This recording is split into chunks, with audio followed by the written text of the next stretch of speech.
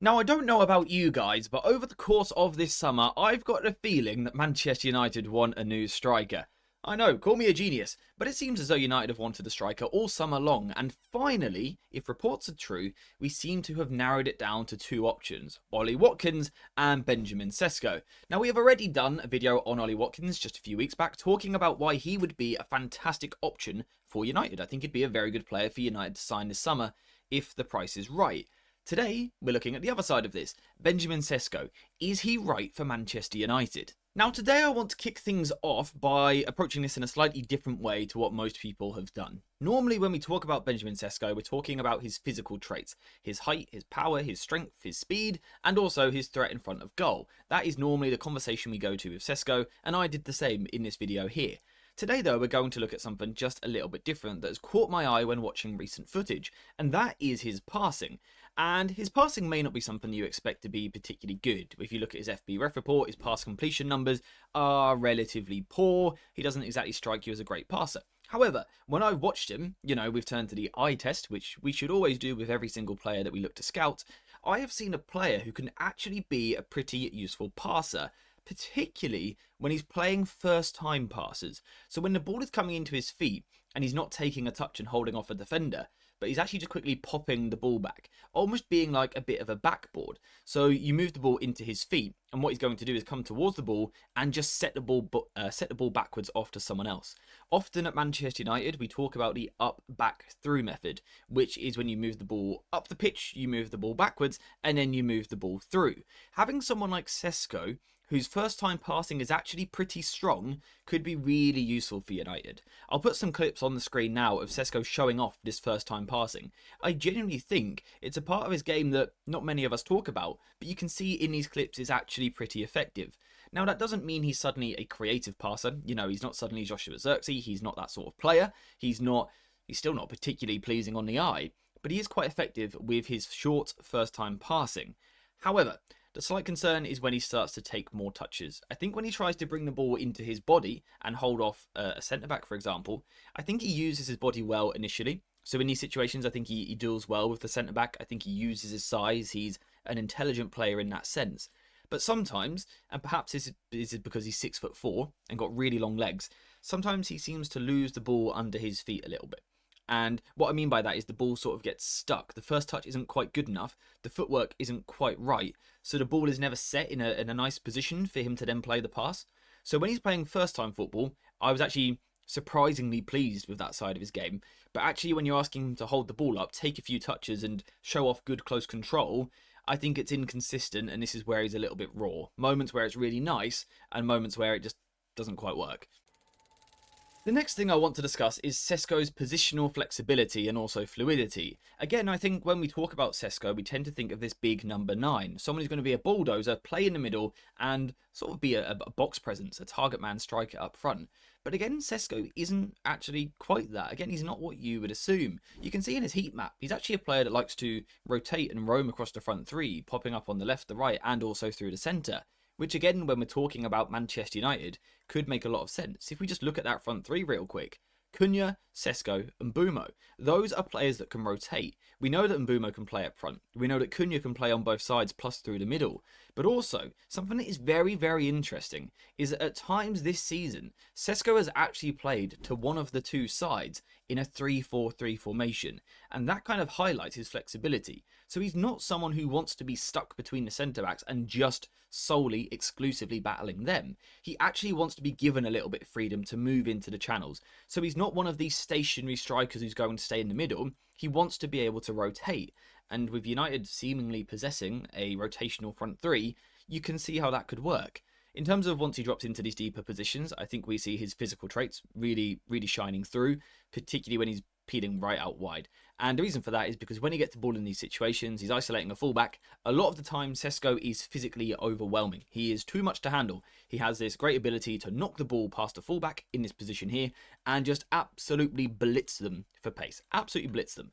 Now, I'm not going to say that he's the cleanest dribbler, again, not the most aesthetic, but if you look at his numbers in terms of successful take-ons in the past year, they seem to suggest he's doing pretty well. Now, we should remember that is compared to strikers. Strikers normally stay in the middle, so his numbers will naturally be boosted when he's moving into a wider zone. But again, I think what those numbers do, rather than giving us concrete evidence about how good he is, it tells us what he wants to do. The fact that he's attempting a lot of take-ons suggests that he's a fairly confident player with the ball at his feet, even if technically he can't always back it up. Now, the next thing that we need to talk about is his ball striking and his goal scoring. You can't talk about a striker, but especially Sesko, without talking about his ability to put the ball into the back of the net. We have seen time and time again that Sesko strikes the ball unbelievably well. Just look at this clip here real quick. It's an absolute joke. Like, I don't get how he gets that sort of power from that sort of range. It's very, very impressive. Something else I like is that he doesn't seem to have too much of an angle bias with where he's shooting from. We've already seen that he likes to move across the pitch from left to the middle to the right. And that is also the same with a lot of his shots. Yes, the majority of his shots are in the middle. We expect that from a striker. But he can also shoot from the right-hand side. He can also shoot from the left. My only concern is that he's a little bit one-footed, in the sense that he's very reliant on the right foot. He'll occasionally have a goal on the left, but it just lacks the same conviction, and that's always a little bit concerning for me. I like to see a striker which is, two-footed and therefore has more variety in their finishing. But to be fair, Sesko may not be two-footed, but he still has a variety. Like this shot here with the outside of the right foot from distance is an amazing finish. We also know that he's very good in the air, a very strong aerial presence. His leap, in terms of the physical side of things here, the athleticism, is impressive. Very, very impressive. He's got a great spring on him. He rises up into the air really well, and a lot of the time his heading, his finishing ability is really good. My only concern with the aerial stuff is a lot of the time, if you look at this clip here, for example, yes, he's very strong in the air, but what you will notice is that he's playing with a striker partner. So his striker partner has actually taken the focus of the centre-backs. If you almost think back to Højlund and McTominay, there would be moments where Højlund wouldn't score the goals because he was distracting the centre-backs, and McTominay would then come in and score. I sort of get a similar vibe with Sesko a little bit. So I think if we were looking to turn Sesko into this ruthless box goal scorer, I think you would want numbers in and around him. Fortunately, we've got numbers in and around him. Cunha and Bumo. We've spoken about these two quite a lot this summer. The fact that they are brilliant ball strikers, that I think they are both very good finishers who will continue to outperform their expected goals. That is my belief. So perhaps we're okay in that sense. I just have a concern. Is Sesko best when he's actually in the middle, right up against the centre-backs and battling them? Or is he better when he can arrive onto the ball a little bit with a striker already up there with him? That's something I can't answer right now because I personally haven't seen the footage, the evidence to really give a concrete answer. It's just a concern I have. There's every chance it's not a problem. There's every chance he could sign for Manchester United. We could start putting crosses into the box, and he's going to be lethal. Bumo in particular from the right-hand side, his crossing ability is fantastic, particularly from this little zone here. If he's going to be clipping balls towards the back post, Sesko could be amazing. In fact, this position could give him that ability to move away from the centre-backs, particularly if he's peeling off towards the back post towards a fullback.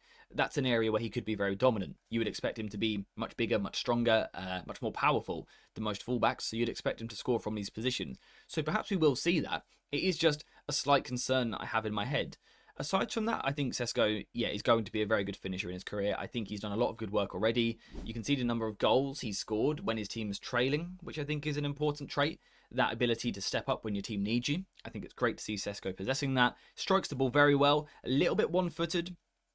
And I think we need to see greater consistency in his technique. But I think his finishing isn't going to be a problem in his career. I think he's going to be absolutely fine here.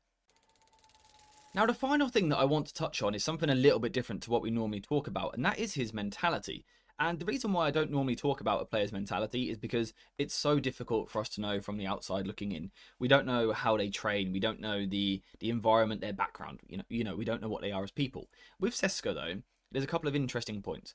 One is the fact that last season with Leipzig, he was often used in a front two, and as we've seen already, he was often given the license to drop a little bit deeper to link the play. That's great. However, do the most prolific goal scorers, Erling Haaland for example, do they do that? Do they drop in and link in midfield? Typically no. So the fact that Sesko does do that, does that mean he doesn't have that same desire to put the ball in the back of the net? We talk about the best strikers in the world are almost addicted to goal scoring. Like there's nothing they want more in life than putting the ball in the back of the net. When you take a player like Sesko and we see so much of his work moving away from goal, it just puts that question in my head a little bit about whether he's going to be that ruthless finisher. It's also sort of backed up by the fact that he doesn't have that many shots per 90. Again, the best strikers in the world, they find a way to shoot because all they want in life is to score goals. Sesko doesn't give me that vibe at the moment. He doesn't give me that ruthless, addicted finisher. Maybe it's because he's still young. Maybe it's something that will develop into his career in 3 times. Perhaps he'll become that. Right now, I'm not sure he is.